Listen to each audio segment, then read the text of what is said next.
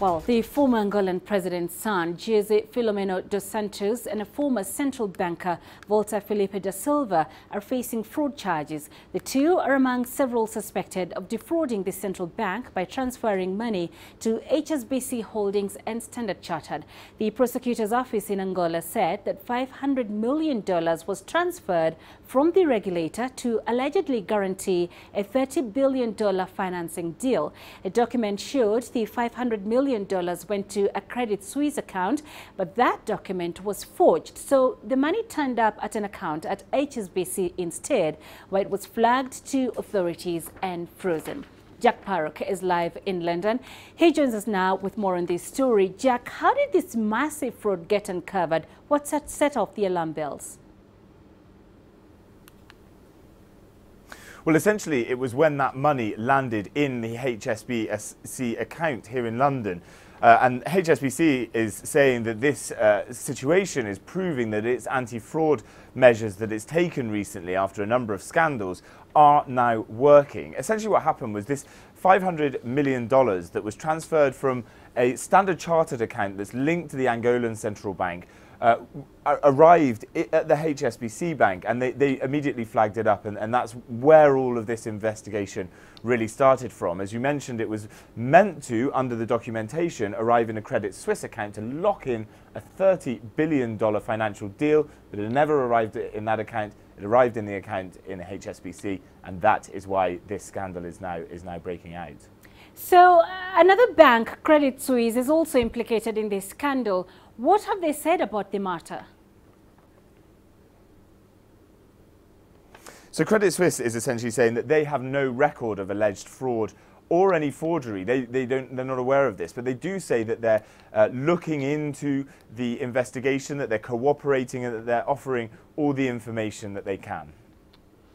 And Jack, what's happening with the two suspects in the matter, Angola's former president's son, Filomeno Dos Santos, and the central bank governor, Valter Filipe Da Silva?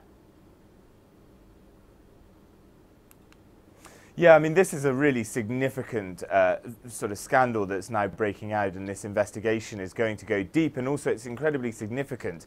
The Dos Santos family, and specifically Jose Eduardo Dos Santos, he was president in Angola obviously from 1979 until 2017, and his replacement, his successor, João Lourenço, essentially has been saying that he had to come into this country to rid it of corruption.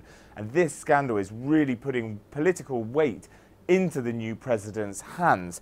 Now, it's an interesting situation, though, because the younger Dos Santos, Jose Filomeno, is saying that he is cooperating, that he flagged this up, that he's working with the central bank and with prosecutors. But you have to remember, he was also the head of the Angolan wealth fund that was worth $5 billion in itself. So there'll now be questions about his role in that, whether there was any fraudulent activity there. And as far as the former head of the central bank, Valter Filipe Da Silva, questions will now be asked whether he had someone on the inside currently, even though he no longer holds that position, that allowed them to conduct this fraud. It's going to throw the Angolan financial system into, well, it's going to put a lot of questions about a lot of transactions, and we can expect some thorough investigations, I think, in the coming weeks, months, years. So, Jack, what has the UK's crime agency said about this matter?